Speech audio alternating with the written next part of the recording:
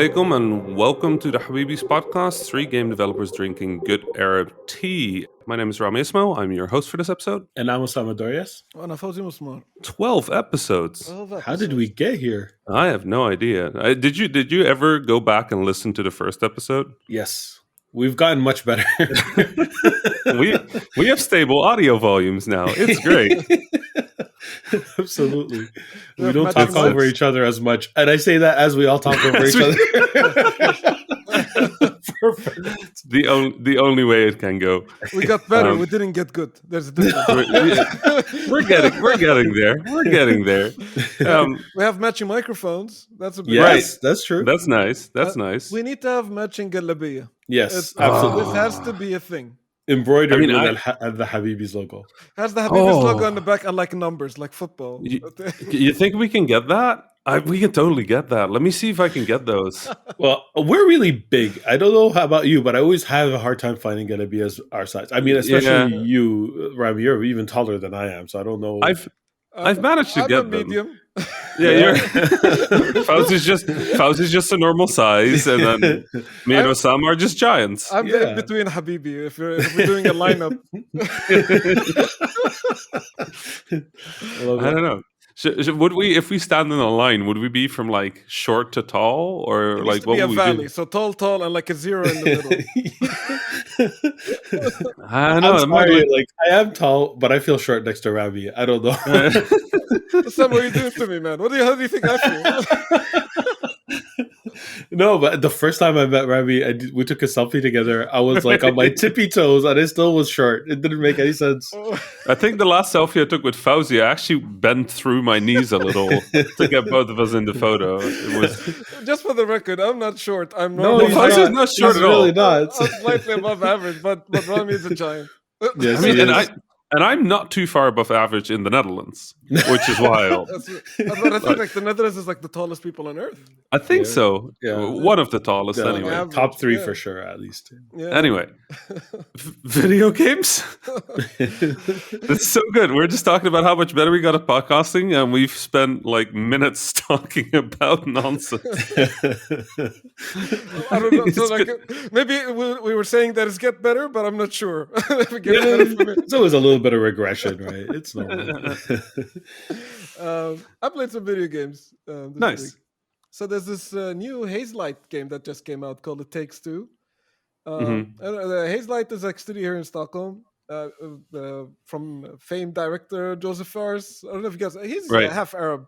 Yeah, he is. He's like a Swedish Lebanese, I think. Yeah.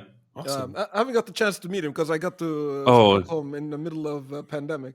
He's wonderful. I have many great stories about him, and many great stories I can't tell in public about. But also all positive, but also. Yeah, so I'm looking forward for the pandemic to kind of reel in and like the Stockholm game scene to kind of get together as much once again.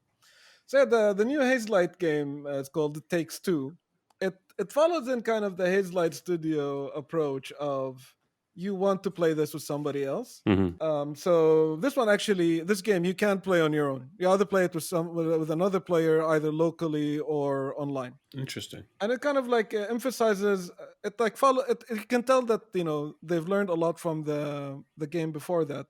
The Way Out, I think. Oh, that's them. Okay, I know that. Yeah. So it's the same studio. So like they did 3 games. The first one was called Brothers Tales of Two Sons. Yes. The second one calls A Way Out, and then this one, It Takes Two. The first one was a single-player game in which, like, you control the 2 brothers. Each brother was its own joystick. And fun story is that I actually played that game with my brother, and each one of us controlled one of the sticks. So we held on the same one controller, on the same controller. I did the same. You did the same. Yeah. I think they must have heard this story quite some time because you could tell there's a big cooperative focus on the studio from that game onward, which I quite like. So It Takes Two. I don't want to spoil much of it. I can't really spoil a lot because I've only played a couple of hours. I haven't finished it yet.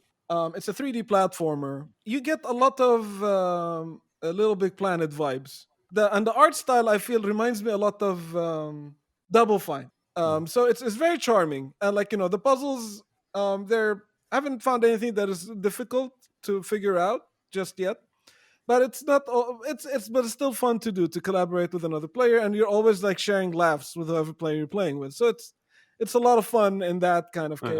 I was wondering about the themes because, like, obviously from the trailers and the marketing materials, it seems to be a game about a couple falling apart. It's a couple that is having like marital issues, so like they're about to get divorced, and then like through some kind of magic, they're now embodied into two small dolls, and they need to work together to solve puzzles and basically fix their relationship in the meantime.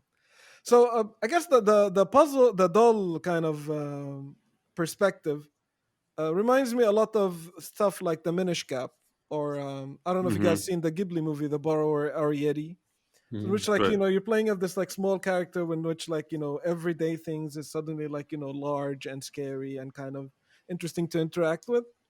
It's always like I've always found these settings kind of fascinating, and like childlike a sense of wonder kind of gets with them. I really like the dialogue of how it's been approached so far because it's a very heavy subject matter. That's actually Mm-hmm. my question, because I generally play these co-op games. Like I'm still playing Sackboy Adventure with my kids. I like playing these co-op type games with my children. Mhm. Is this a game that wouldn't be a good fit because of the subject matter? Like, I mean, if the subject matter can kind of be skipped or ignored, then the game would still be enjoyable. I might still consider it, or is it just so embedded in it that I might as well just pass? I will say I read the Polygon review of it that actually pretty strongly recommends against playing it with your kids for some moments in the game. Mhm. So I think even though it's colorful, it goes to some pretty dark or like grim places at times. So it might be worth reading that if you plan on playing it with your kids, Yeah. Osama. I haven't Thank you. finished it yet, so I can't like Right? say that this is definitely suitable for kids or not. So maybe next week I'll be able to speak more to that. Yeah. Yeah, so far so good. I like co-op games generally, and like this is like a light-hearted, fun style thing so far. We'll see if it takes any any turns here and there. It is kind Just of to like fun. Yeah. complete, Halo, playing Halo, having a good time, and suddenly the flood shows up. Like, see whether that happens here. Just like I wonder. horror Yeah, happens. now I'm even more intrigued to see like this dark stuff showing up. I watched a TV show. A TV show I was really looking forward to. It's called Invincible. The reason I was really looking forward to it is because I'm a huge fan of the comic book. I started reading the comics when they were at their 50th issue, and I believe I stopped at the 120th and 130th, but without the intention of really stopping. It was just like, okay, I'm going to take a little break, come back to it later when they, because I didn't like, I don't like reading one issue per week at a time. I prefer collecting them a bit. That comic is really great. Um, for a lot of reasons that I don't want to spoil, because now that there's a TV show, I'm not sure which parts of the comic are going to make it in. The TV show itself is very interesting. I believe they got the tone perfectly. It's pitch perfect, and that's one of the main things I loved about it. So, Invincible, without giving away too much, is about a um, a young kid who is expecting to get superpowers because his father is a superhero from another Mhm. planet, and his mother's a human. So he's expecting any day now that his superpowers would kick in. And it's a coming of age story in that way, because it kind of happens when he's in high school, while he's trying to figure out, girl issues and bullying issues. So it really starts off in a lot of ways similar to Spider-Man. Not exactly, it's not like one to one, but similar to Spider-Man, and has a lot of the tones of like the Justice League in there as well. The interesting thing about the comic is the pace, the slow, like how slow it started. You really wasn't what you expect the comic to be. There's some major twists that happen throughout the series. You Mhm. really think the tone of a comic is going in one direction, and then whiplash, it goes into a different one, and it becomes incredibly more interesting and exciting. In the TV show, those are condensed into the first episode. So like Mm. the show hits the floor running, and to me that's fine, because I know what these twists are, and they cut out a lot of the fat, and it works better for the TV show to make it more exciting and quicker.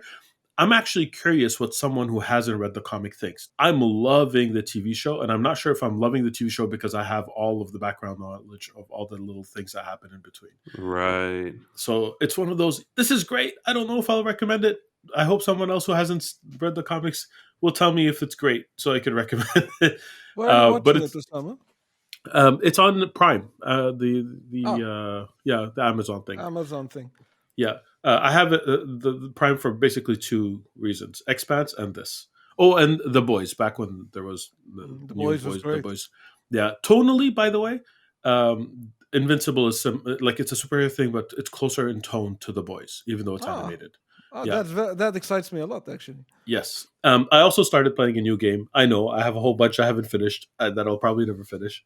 But I started playing Journey to the Strange Planet, and Oh, okay. Yeah. yeah. So that the interesting thing about this game is that it's a Montreal development studio that was bought out by Google that made the game for Stadia, and that I think it was literally the day the game came out, or like the day before, the Stadia uh, development studio in Montreal shut down, and the game didn't work when it was released, and it took them a while to fix it because they actually let go of the team that had made the game. So that's kind of an Right. unfortunate. Yeah, it took them a while to fix it. Eventually, they fixed it, and it's working now. What kind of game is it, Osama? So it's a first person. I'm assuming it's a small open world adventure game. The premise that you get right at the beginning, your ship crash landed on a planet, and you're trying to get back off. There are a lot of hints to other things happening and other mysterious things happening on this savage planet that I called Strange because the planet is strange. That's what really popped up to me. The one thing about it that actually I expected to like, but it didn't really hit for me is the humor. The humor is like I don't know how to describe it without sounding like I'm insulting it, because I'm not insulting it. I can see a group of people who would absolutely love that humor. It's just not really for me. It's a little frat boyish, and I wouldn't like a little crass. Like there are frat jokes, like just to give you an idea of what it is, but which is not bad on its own. But a lot of it just like for me, I could almost finish their sentence. They start a joke, and I'm like, and they're gonna end it. Yeah, they ended it that way. The rest of the game is very intriguing. There's a little too much resource collection for me, but I get it. It's an indie game; they're trying to fill a little bit of content. So progression-wise, it's that. But there's still a lot of discoverability. You see, like these creatures, you're curious. Is this one of the ones that eats me, or the ones that I'm trying to kill and farm for resources? So there's a little bit of that wonder each time. The level design is actually really good. You see a thing, you're trying to get to it, and so it has that Metroidvania type feeling where it's like, okay, I guess I can't get there yet. I'm gonna probably unlock something, and then you get that thing later, and you're like, oh, yes, now it connects the dots in your head of all the different places you weren't able to reach before that now you could reach. It's well crafted, and it is an enjoyable experience.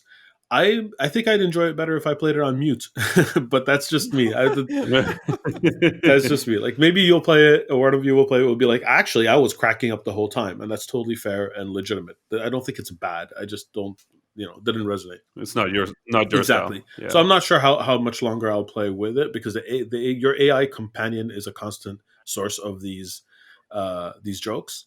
It's a common thing. It's like, oh, we have a side character. Let's make jokes. It's like, okay. I don't know. Maybe people are trying to capture that lightning in a bottle that was Portal all those years ago. Because that was beautifully executed. But it wasn't exactly a side companion either. It just kind of felt that way. I take that over any Zelda companion when it's just yelling instructions or just calling for my attention. Hey, listen, no, leave me alone. Give me a joke. Listen. Fawzi, listen. They're just, you have to imagine, these are just Arabs. They're just like Smani. Smani yell. You want it? Smani. So yeah, that was pretty much it for me. Anything from you, Rami? Oh boy, no. Actually, really weird week for me. I mean, I've been busy. Yep. But yeah, no, I've been playing a bit of Destiny. It kind of hit a stretch. So the story of this season has concluded. There was this system that they had that I really liked, where every week they would add a number of challenges, and the challenges really felt like this. If you check these 10 checkboxes every week, you'll progress through all the sort of like main content. You'll progress through the power curve, and you'll be ready for next week's challenges, right? And it kept that up for like 5 or 6 weeks. And then now, last week actually, it suddenly went like, here's a bunch of like high level end game content that you have to complete to check these boxes. And I just immediately bounced off of the game because I like Destiny and I play a lot of Destiny, but I also don't have time to just play Destiny. And some of the challenges that were in there are just, I can't even start them yet because I'm not powerful enough. And I play a decent amount, but I have to gain like 15 power levels to get there, and I can maybe raise my power level by 2 to 3 points each week. So I would take 5 weeks to get to the point where I can start one of the challenges, and then even then it's hard content. So I'm just like, yeah, no, I'm good. I'm done. I'm the weird sort of completionist where if you give me a checklist, I better be able to finish it, and otherwise I'm gonna dislike it. I'm playing some like the nice thing about Destiny for me is always like new people coming in or coming back to the game and like sort of like boosting them through the game. That's always enjoyable for me. So I'm boosting a friend of mine through the game right now, and that's always fun. Just kind of like talking about the good times. And then I've been very busy preparing some of the Ramadan content for us. It's a teaser time, Rami. Yeah. I mean, for me, this is super exciting, right? Like for years, it's been sort of a pet peeve of mine that we have a games industry that every game has like a Christmas thing. Even my games have a Christmas thing. Like they're thrown as a Christmas Easter egg at Christmas, and then you have games like Animal Crossing, which celebrate prom and like Halloween, and then never Ramadan. Right, like one of the biggest moments of the year for what, up to 2 billion people on only Earth. 2 billion people celebrate. Only 2 billion. It's like a third. It's like the third of the human population, and there's just never. It's like it doesn't even happen. And I one of the reasons I've been thinking about it, one of the reasons it never ended up in games that I've made is that it's unpredictable as to where it starts. Right, like Ramadan doesn't start on the same day every year. It's not like you can just go like the 24th and 25th of December or 25th and 26th. I don't remember what Christmas is. So I feel like I understand that it's more complicated, but then you look at all these live games and I'm like, okay, those games just have no excuses. Yeah. Right? There's literally no excuse. Like MMOs, live service games like Animal Crossing, which are tied to the real calendar and update over time, they should have something. And very often, I talk about this to a lot of developers who reach out to me because I talk about this on Twitter, and they always say like, "Oh well, but it's a religious holiday, and like we don't want to touch religion." And I'm like, "Yes, it is, but also it's a cultural event." Yeah. Right? Ramadan is not just religious; it takes over the culture for a month. Even if you're not Muslim, if you're not fasting, if you're not participating in Ramadan, it's still the lights come out, the fawnis come out if you live in a country with It's the a festive fawnis. season for everybody living in the culture. Yeah. Right. It's like a month of celebration in many ways, and there's just no food and drinks during the day. But trying to communicate that is really hard. Like people really think of it as this really strict, stringent sort of like everybody is sad because they can't eat. People don't congratulate you with Ramadan. They say, "Oh, I'm so sorry. That's got to be really rough, isn't it?" And I'm like, "No, it isn't. No, it's not. Like this is great. It's like one of my favorite times of the year, and I look forward to it every year." I think the best analogy for that I've heard for Ramadan, to explain it to people who don't fast, it feels like, because it's voluntary, it is. We all want to do it. It feels like we're running a marathon. When someone runs a marathon and completes it at the end, you don't go up to them and say, "Oh, I'm so sorry, you must be exhausted." You say, "Congratulations, you did the thing that you set out to do." Right? So it's a similar feeling. Right. I was always, as a kid, I was always very jealous because I was growing up and I was in a school that was not, it was not a Muslim school. It was a public school, and I just remember the Dutch would have Sinterklaas and Christmas, and like every celebration they would have was just like, okay, so you get gifts and we eat a lot of food, right? And then our celebration came around and it was like, you don't get gifts and you don't eat and drink. I went to Dad. I'm like, "Dad, this is like, come on. Why don't we have cool holidays? Like they have Christmas and like dinner and they eat so much good food." And my dad just kind of looked at me. He's like, "Rami, after we fast, what do we do?" I'm like, we eat." He's like, do you enjoy the food after you fast? I'm like, yeah, no, it's great. Like I'm always very like, so everything tastes great. He's like, right, we get 30 nights of Christmas dinner. Okay, okay, That's I pretty can good. I can live with that. That's okay. And then at the end we have Eid. Yes, which you get the presents. There you go. But it is seriously that, man. Like when Ramadan rolls over, like those Ramadan breakfast tables. Oh boy, Oh, yeah. there's a Right, Okay. lot of a lot of Oh, food. yeah. right. So for me, it was always a little disappointing to never see that in games, and now to have a platform like this with such a lovely and growing. Thank you so much, everybody, but growing community, and to have this be a place where Ramadan content can have a home, where it feels at home, where it feels like designed from the ground up to be part of it. That's just Yeah, it man. makes me really happy to be working on Absolutely. this. So Absolutely. no pressure, but but we have once again after a great first episode with Nourhan Based as on our guest, popular we demand. have Yes, absolutely. popular demand. Yeah, people really wanted more recipes. I saw a lot of people try the basbousa recipe that Nourhan brought last time Yes. to to various successes, but all of them said it was Yes. delicious, which is good. Nourhan, welcome back. Hi. I'm so Hey. happy so many people tried my basbousa recipe. Honestly, I feel like the recipe is easy, but the baking it is hard.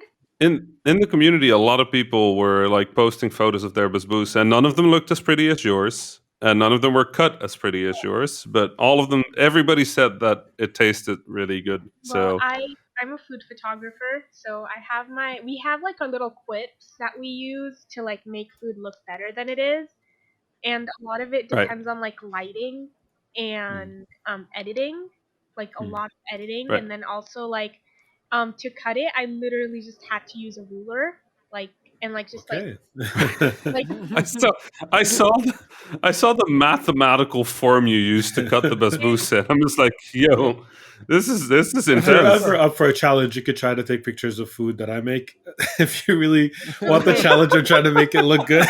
It's like we have like very like specific. It's like for example, like I have a food photography board, and I have like a board that I use to help me situate the lighting, and I Wow. have to have my food done exactly at 4 o'clock. Oh, That's when the best sunlight is.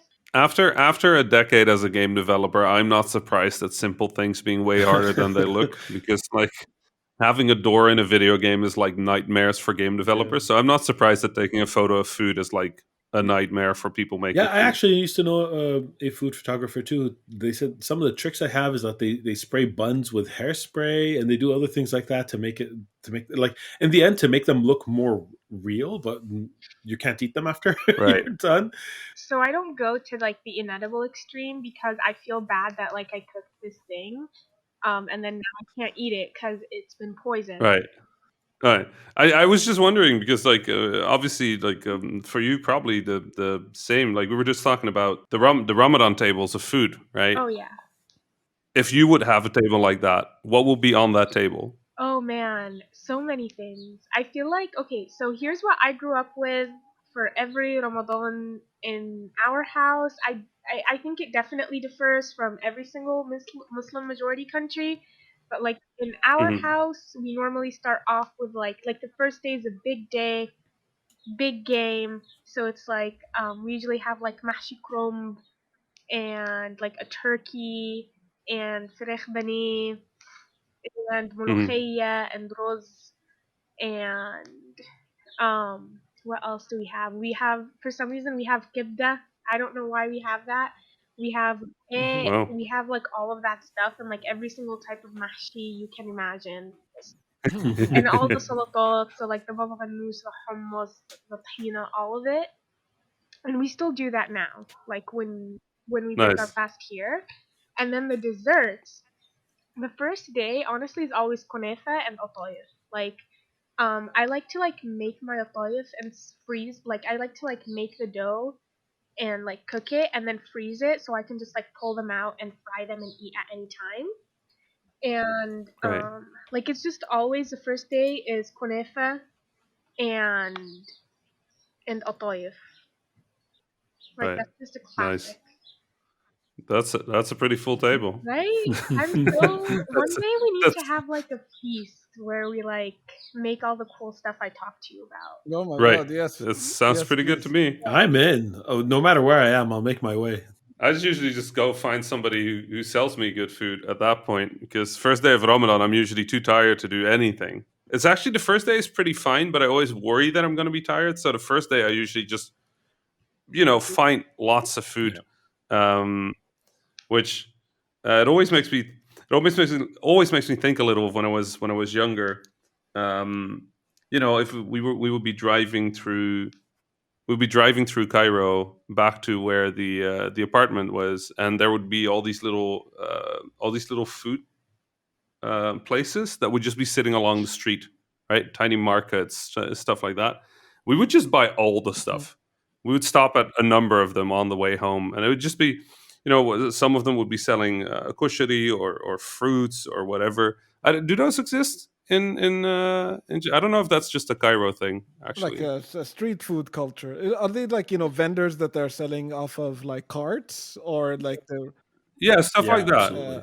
yeah, man, for sure. I would Like in imagine. Egypt, I've had quite a bit. Like there'd be like those vendors, especially by the Nile. And then Right. like you rock up and you buy some of the stuff that they're selling. It's usually like a little cart with wheels. We have the same also in Jordan, and they'll be selling some type of pickled, not pickled. It's like boiled chickpeas. They're called Yeah. Right. balila, and Hmm. it's like they're Yep. in this little glass. And then like as you rock up, you buy like depends on you and your friends. They give you like they're not chairs, they're like plastic boxes, and they flip them upside down, Right. and now those are chairs. And then you sit there and eat this Right. balila next to the Nile, and it's a lot of fun like that. We have a bunch of those like Right. I, those. I was Yeah, go actually ahead. I was never a fan of that. It was it's basically like what do you call it in English? Um, Describe it. eh. Yes, It's like the belila specifically. Like there's an English word for it. Like not like a cereal, but like a similar, they're like a like thickened. nibbles. We, Like a porridge? but Right. I hate Velila Yes. Porridge. though. It's so bad.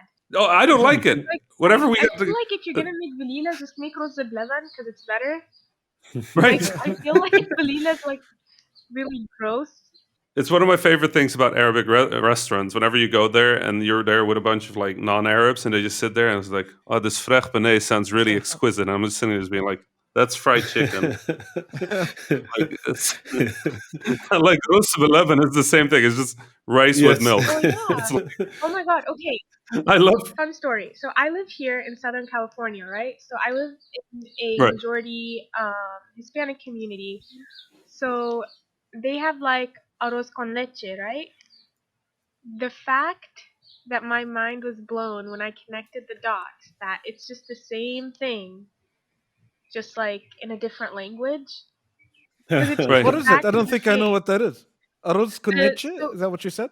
yeah, that's rose de leban. Ah, okay. So Arroz con leche. Ah, okay. yeah, Con because Rice leche, my and yeah. mom, milk. Oh, It's of Yeah. course. literally that in Right. Spanish. It's, It's it's crazy. literally that in Spanish. Okay. yeah, like my mom would just mama would just buy them, right? And we just eat them and she'd be like, oh, this rose de leban. And then when I started learning Spanish, I would go to the bakeries here and like they have them like ready made, like we have them in Mosque. Hmm. Right. And like I was talking to the guy and I was like, oh my god, this is an Egyptian dish. And he was like, no, it isn't. He was like, this is like arroz con leche, and he was telling me about like the history of it and the history of the dish and how they make it in his house and how they like flavor it with cinnamon I've- and all that stuff. And it was so amazing because like my mind connected, like everybody has arroz con leche or like a version of like arroz de blaban. Like everybody has it, and Right. I think that's beautiful and amazing. What you guys are Right. describing is slightly It- different than what. So like the balila I've had is not the porridge. It was served like a small foam cup, and it was Yeah. the chickpeas boiled, and the water it was boiled in like it's a spiced water, and Right. you can and they give you like a little ice cream spoon with it. Yeah.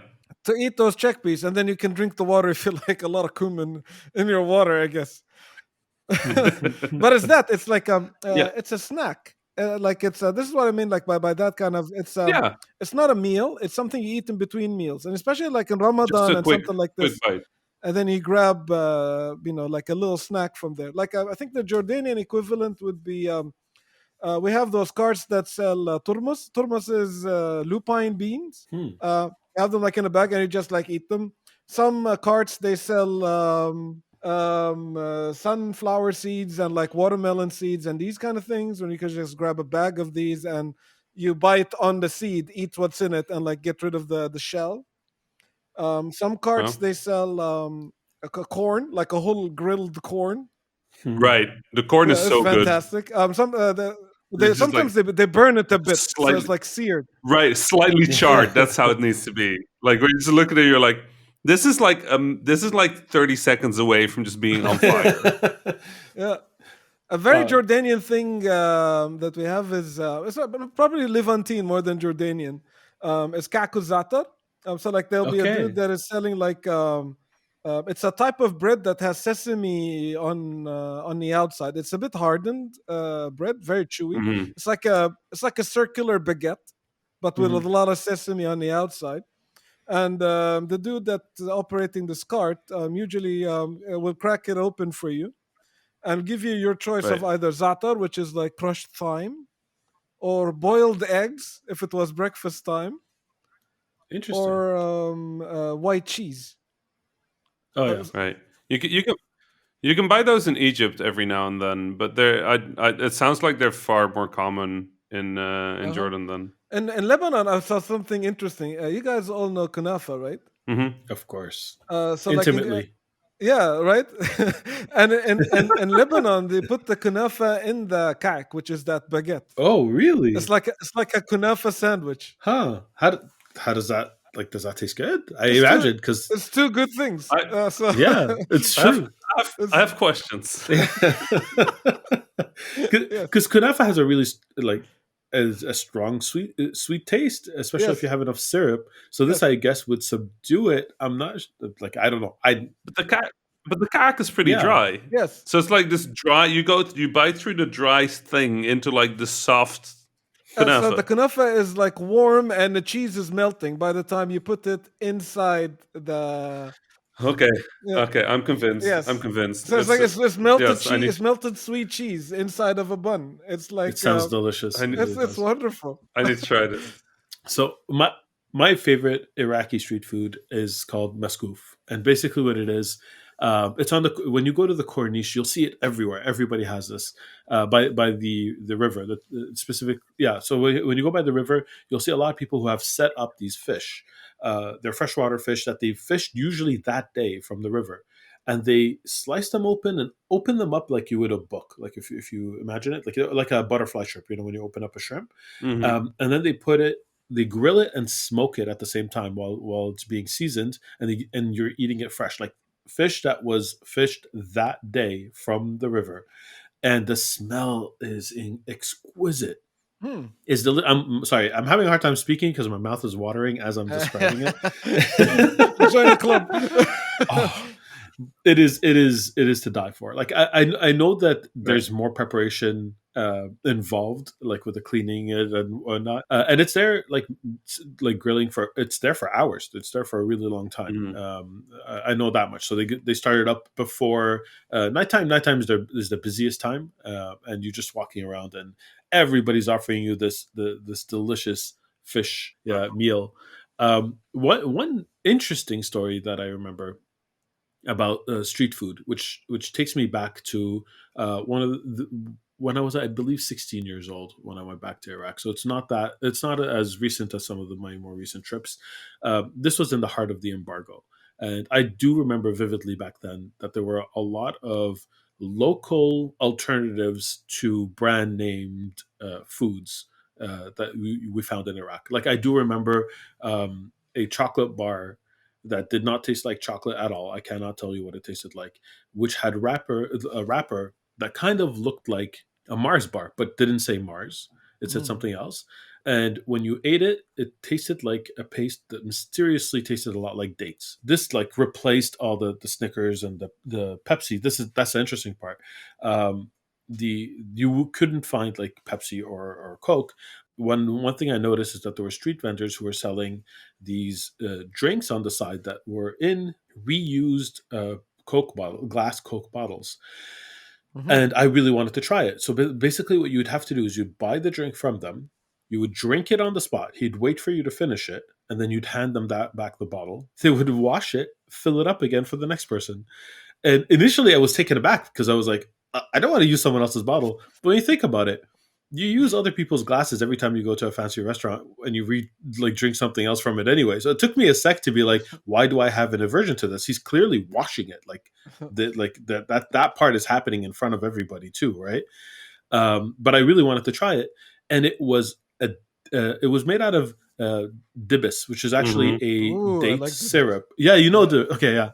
So it's like a date syrup that's in wait, Iraq. it's made out of date in Iraq. And Yes. and the Levantines is made out of pomegranate. Interesting. So it probably has a very different flavor. Yeah. So we use the dips like we added to like crushed eggplants and stuff like that, and some salads like fattoush. Wow. You add a bit of that to it. It's fantastic. It is. It's really good.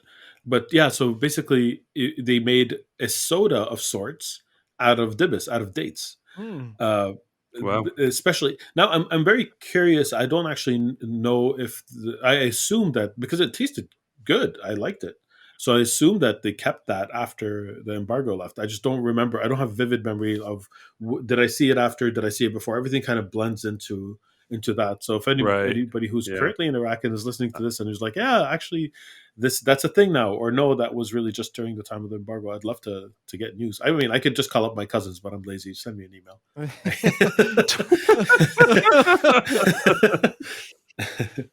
I don't know. For me, that would like the street vendors are always such a fun part, though. Like we always had this sort of like route back to home, and if we came from the one way, there would be no food. If we came from the other way, we get fatir. There was this street vendor selling newspapers, and then further down there was this person selling like just the best watermelons I've ever had in my life. Just incredible. They would be sitting there like 30 on a little wooden cart with like one of them just like a segment chopped out of it so you could see how red it was. You just buy like 3, and take them home and then eat them. Like the road home always from the one side of the city always had just incredible food. Now from the other side it was just always disappointment. No food. Very, very no food sad. is always a disappointment, no matter where you are. Especially if you're there. Like the food is so good, and like it's like the thing about the street vendors, right? The thing about these little carts that we've been describing is like they're so good. Yeah, I don't think I've ever stopped at one where I ate and I was like, ooh, this ain't great. No. Like it's always they're kind of like McDonald's, in which like you always get the same quality regardless of which cart you buy from. You know me. If you've listened to this podcast, I go for the nuggets every time. Yeah, but in Egypt, no, we've got better than that. Right. Okay, but like I feel like the street vendors are low key like just on something different during Ramadan. Like right. you know like the street vendors from Masr that have like the tameya and like the street vendors that have the fool and it's like fresh hot and you just eat it like right before sahur. It's like different, you know what I mean? Yes, I love it. It's just the best time of the year, really. Right. In terms of food, absolutely. Oh yeah, with like the bread is all fresh, coming in the bakery, with pickles. It's so good. I feel like it's just iconic in its own way. This Ramadan, it really is. And like you have your whole family there. Like I feel like eating for Ramadan is such like a filial. It's like family time. You know what I mean? Like like for Christmas they get like one day. We get 30. 30, and then Eid. And like I can't wait for Eid either because like I'm so I'm gonna make ma'amoul this year for like the first time ever. Sounds really good. I wish I could celebrate it with you. No, it sounds like you're preparing a lot more than I am. Once we're all vaccinated and stuff, we need to really plan this properly. Oh, absolutely. Yeah. over. I'm 100% in that spot in the Netherlands where it's really hard to get anything like original from the Arab world. So for me, it's gonna probably be like a sandwich with cheese and like egg for the first day, and I'm gonna Oh be really no! sad. It's okay, Rami. It's the thought that counts. Right, Nice. I'll try, but I'm gonna be like watching all this, being a little jealous. Nourhan, Hey. you I'm guessing you've prepared a recipe for this week. Yes. My secret goal is to kind of like cook my way through like Southwest Asia and North Africa with this podcast. So Hmm. instead of making another Egyptian dish, I went to Morocco and I made Meskouta, which is like this beautiful orange almond cake Right. that's traditionally made during the winter because like Morocco is known for its beautiful oranges during the winter. And my mom has an orange tree, and for some reason this year we had so many oranges, like we just couldn't like we couldn't like handle them, like we were like giving them out to my neighbors. And my friend, she is from Morocco, she posted this beautiful mascuta she made, and I was like, I need to try this right now. And it's and like she was like, you have to make it with the Moroccan mint tea. It won't taste the same unless you have the mint tea with it.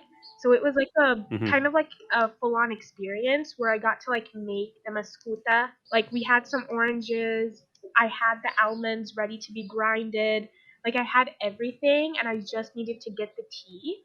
And she was so kind, she sent over like some of her grandma's tea. She lives in London. She sent it over and she's like, you Wow. can't eat this without the tea. Like I can't let you ethically do that. And it was like a very big it was like a very like Moroccans and their tea, man. Like I love it. It's good. It was it's like such a beautiful cake because the base of the cake, so we normally like when you make a cake, you have some sort of like milk product that goes in to the cake to Hmm. like make it really moist. They actually use yogurt, and I love using yogurt in my baking. And then what I found interesting is that they use like regular flour and then they use almond flour. Honestly, it was amazing. I think it's one of the best cakes I've made because for some reason the almond just gives you that wonderful almondy texture almost. And like you can taste it. Like you can taste the Right. almonds, but like it's not like crunchy, right? It's like an actual like you can taste the essence of the almond. And then for the orange, you're gonna be using the juice, you're gonna be using the zest. I actually like took little pieces of the skin and like shaved it in there. Wow. Like past the zest, and it was just such a vibrant, beautiful flavor. I baked 2 cakes and they were so delicious. Like for some reason it just once you eat it, like something happens with the almond and the orange and it creates this beautiful nuanced flavor.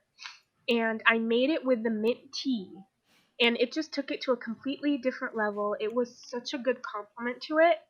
And my friend Yasmin, I was telling her, she was like, "Yeah, like we normally eat this for breakfast or during tea time or before we sleep." Because like it's a really light cake. I like that they mentioned every meal of the day. We usually eat this at breakfast, lunch, or dinner. Or while we sleep. It's that good. Honestly, what I've been doing is when I don't have time to make breakfast, so I make this cake on Sunday and then I have it for breakfast and Nice. like continuously throughout the day as like a snack because it's just there and I can just grab a bite and eat it and it's so good and I never get bored of it. I mean, I've had Meskouta once in Morocco, also with the Binti, and it was quite phenomenal. I was kind of upset that I'd never had it before. I mean, did you see on Twitter? Did you see on Twitter the person who sent us the photo of the Iraqi kebab? Oh, hell yeah. I took a victory lap when I saw it. That looked delicious. There was no way I could argue anymore. You and Nuran were That absolutely looked right delicious. that is the Agreed. best. Now, That was the best looking kebab I've ever now I have seen. to get my brother-in-law to teach me how to do it his way because his way is the best I've tasted so far. And next time we're in the same city, I'll make it for you. Sounds good to me. That's a promise. Oh I'll well, keep if you. like speaking of Iraqi kebab, I did defend Iraqi kebab. I'm in this group chat with a lot of Arabs, and they were like talking about like the best kebab, and some guy was like Egyptian kebab, and I was like, "You liar! You are lying right now.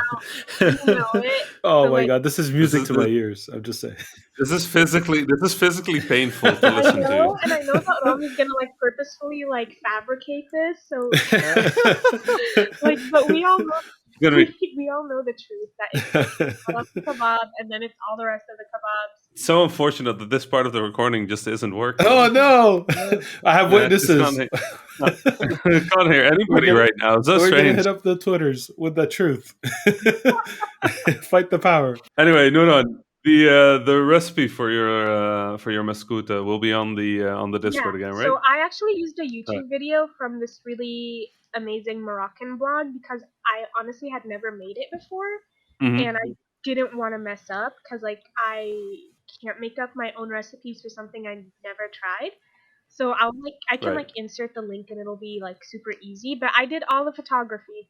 I look forward to it. I might try this one because, like I said, I've had it once in my life, and I think of it occasionally. I am very hungry right now. At the end of any episode that is even a little bit about food, I leave the podcast, I leave the recording, and I'm just like, we need some food right now. What time is it there? Though? Oh yeah. For any of us, any time is food.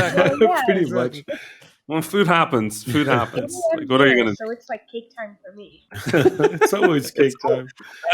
As you said, as the Moroccan said, like you eat it for breakfast, you eat it for lunch, you eat it for dinner.